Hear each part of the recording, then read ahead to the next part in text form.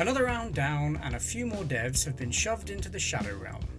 After a grueling round 2, 35 devs threw caution to the wind, said goodbye to their families for 2 more weeks and joined round 3.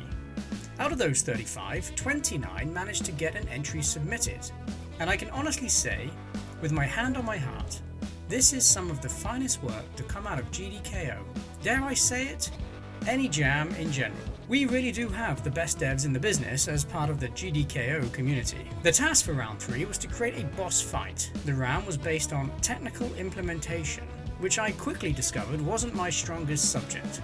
Luckily for me, I was into my 2nd year of winging this thing and decided to just ride it out and hope nobody else noticed. In hindsight, mentioning it in the roundup video probably wasn't the smartest idea.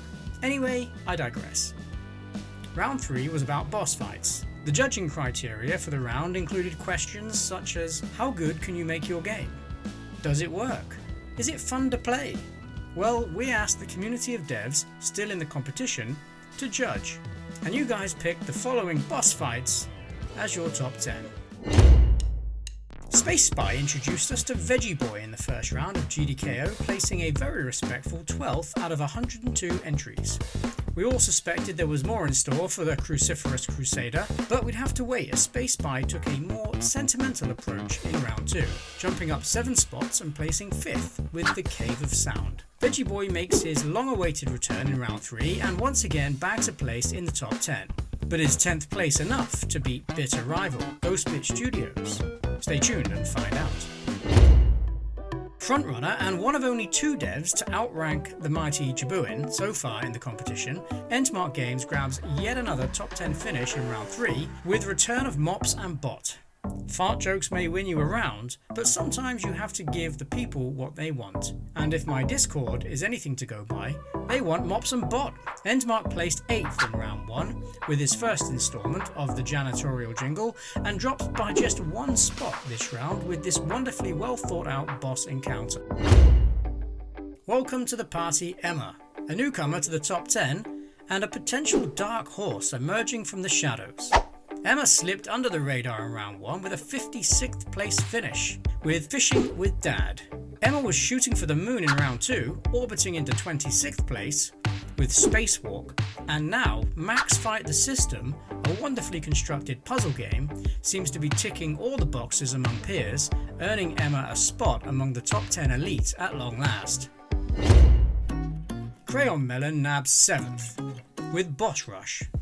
Crayon Melon began their GDKO life with a lowly 52nd place finish in round 1, upping their game quite considerably in round 2 with a fantastically eerie game set in a toilet. Crayon occupied 11th, just a hair from recognition, 52nd to 11th to 7th. What's next in store for Crayon Melon, I wonder. Blasting into 5th place is Shotgun Exorcist by Nut. Nut is definitely here to stay with 1st and 2nd round finishes inside the top 10, with Astral Plane and Mr. Television. Already with a 6th, 5th and 4th place finish under their belt, is it a top 3 spot for Nut in future rounds? Also in 5th place is Crafts and Combat, again, by Sigil. This wonderfully well-made hand-drawn battle between creator and createe has found a home in the hearts of the GDKO family. And for good reason. Sigil took 13th in round 1 of GDKO with the first instalment of the Crafts and Combat idea, but a change of direction in round 2 with Memento caused a tumble to 22nd. It's all about how you finish though, and Sigil is definitely back in the game with their highest place finish yet with Crafts and Combat. What the duck? That duck just won't quit. And why would it when it's on this kind of a roll? Rolling into 4th and just missing out on the top 3 is Simon CB with the 3rd instalment of the Duck on Wheels saga. Simon CB grabbed 11th in round 1 with Duck on Wheels and has been steadily on the climb ever since, stealing 6th in round 2 and now 4th. This duck has a point to prove, and I for one am all in. Bring on the next instalment, I say. Lowton soars into 3rd with Cosmic Raiders. This dev seems set for mid-table mediocrity in round 1, with a 20th place finish with the Word Mage. Not letting the rankings define a dev, Lowton shot up in round 2 with a 2nd place entry in A Stormy Night, their 2nd placement inside the top 3, and only the 2nd dev to outrank the mighty Jabuin. It appears Lowton is here to stay and will be a formidable opponent to anyone wanting to steal glory in this competition. Icy Games made their first appearance in the top 3 with a 2nd place finish with Gladiator Beats. Icy snuck into the top 10 in round 1 with their game Plane Shifter Enter the Feywilds, before dropping 3 places in round 2 to 13th, with Sometimes You Feel Sad. I bet Icy isn't too sad at placing 2nd in this round, considering the level of competition. No prizes for guessing top spot. Jabuin, or Jeremy Buin, as the itch page now says, is definitely the final boss in this little game of GDKO, ranking 1st in all but one category. You don't have to be a mathematician to figure out that JB commands some serious respect. Whether you hope to beat him or you hope he drops out of his own accord, something's going to have to give in the next 2 rounds if we're to see a final without the number 1 seed of the contest. Jeremy has placed inside the top 3 in every round and has only dropped places to Enmark and Lowton. Boy, I for one cannot wait to see the quality the final brings, and I'm just glad I'm not one of the GDKO judges. As you know, 25% of submitted entries are getting culled from the competition, and I haven't even shared the bombshell yet. More on that shortly. 29 devs managed to get a boss fight submitted, which means 7 of them will be at risk of elimination. The devs at risk of elimination are Boss Fight by Zonely1, Honker Unfinished by Mushroom, Below Dark Waters by Spadeship, Ad Infinitum by Celtfire, Grim by Midori Monkey, Acid Sewers by Spoon Sweet, and The Artificer by Kingjaw. All there is to do now is package up all of these devs scraping the barrel and send them over to guest judge and GDKO 2022 winner Vandervaas Generator.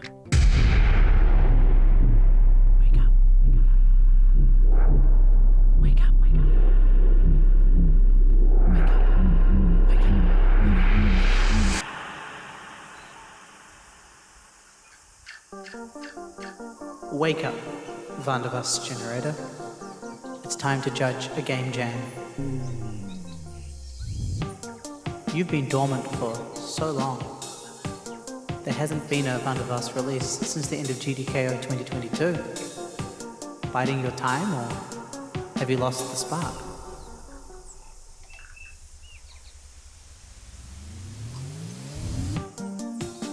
Either way, it's up to you to choose the round 3 wildcard. 7 developers to choose from, and of course, only one makes the cut.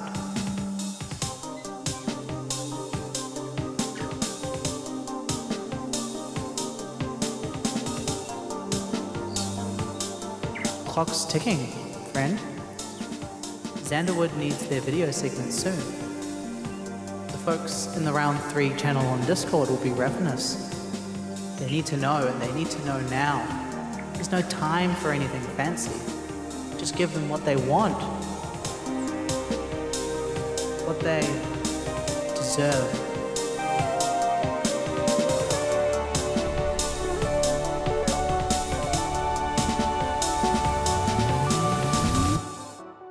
Hello game devs, this is Jonathan from Vandervaas Generator. This was a really hard decision. Each of the submissions was really likable. For me, it really came down to the execution of the boss fight, and I favoured games that prioritised a few really polished mechanics over those that were maybe more ambitious but unfinished as a result. Before I reveal the wildcard, I have 2 alternative picks, just in case the wildcard has to pull out for any reason. In 3rd place was Ad Infinitum by Celtfire, and in 2nd was Boss Fight by The Only One. And my wildcard pick for this round is Spadeship with Below Dark Waters. I really appreciated your focus on the boss fight and the level of atmosphere and detail you extracted from a small number of pixels. I wish you well in round 4, and I wish everyone well in round 4. And best of luck making it to the final. Well, I've alluded to it. I've teased and I've also been using those confused emojis in my Discord recently when asked about it. Now is the time to reveal the bombshell. In the next round, as SpaceBy has been predicting, you'll be paired against each other at random, in what my Discord has dubbed Dev versus Dev. 23 devs have made it to round 4. The top 3 in round 4 will automatically progress, and the remaining 20 will be paired against each other in a head-to-head elimination. All you need to do is outrank your opponent to progress in the competition. The only problem is, you won't know who your opponent is until the round ends. I will be using a randomly assigned AI that I made in Construct 3 to match the devs, and I'll be sharing the live recording of it at the end of the next video to prove the authenticity of the pairings. And before we continue with the video, a massive thank you and a shout out to my wonderful Patreon and YouTube channel members Foozle CC, Retro Galaxy, Olivier Bernier, Mari Lewis, Mark Games, Tor, Alex Anderson, Rob, Gerald Dumont, Martin K, Julian Cruz, Raul San Gonzalo, Nathan Wilson, 8-Bit Gamer, Arcuz, Davey Wagnerot, Arcane Logic, and John Allegrezza. Thanks so much for supporting the game dev journey, and for more information about what's on offer on the Patreon, there's a link in the description. Things are heating up in round 4, and we're bringing in the one and only Vimlark to guest judge and pick a wildcard for the round. It's also the return of the classic Recreate round. In GDKO 2022, I asked the devs to recreate the classic arcade game Leaper, and boy did they have some fantastic entries. This year we're sticking with the Atari 2600, and I'm asking you to recreate the game Centipede. Centipede is a 1981 fixed shooter arcade video game developed and published by Atari. Designed by Donna Bailey and Ed Logg, it was one of the most commercially successful games from the golden age of arcade video games, and one of the first with a significant female player base. The primary objective is to shoot all the segments of a centipede that wind down the playing field. The player controls a small insect-like bug blaster, moving around the bottom area of the screen, and fires small darts at a segmented centipede, advancing from the top of the screen through a field of mushrooms. Each segment of the centipede becomes a mushroom when shot. Shooting one of the middle segments splits the centipede into 2 pieces at that point. The judging will be on game design, and the ranking criteria will be on aesthetics and polish, game mechanics, player rewards, game balancing, and player enjoyment. Like last round, there will be no primary category, so the overall ranking for each individual category will determine your placement. Be sure to pay attention to how good your game looks, how well thought out are your main mechanics, and will the player feel rewarded for playing the game? Does the game feel fair? And most of all, will the player enjoy playing? As always, you have 2 weeks to shine and submit something epic. We'll be saying adios to 50% of the devs outside of the top 3 this round, and in the next round we'll be whistling down our competitors to just the final 5. It's getting tense. I for one can't wait to crown another GDKO winner, and as of right now it could literally be anyone. Make sure you're in the Discord, links in the description, so you can chat and keep up to date with all the competitors still fighting for that GDKO first place honour, and arguably more important, the GDKO winners t-shirt.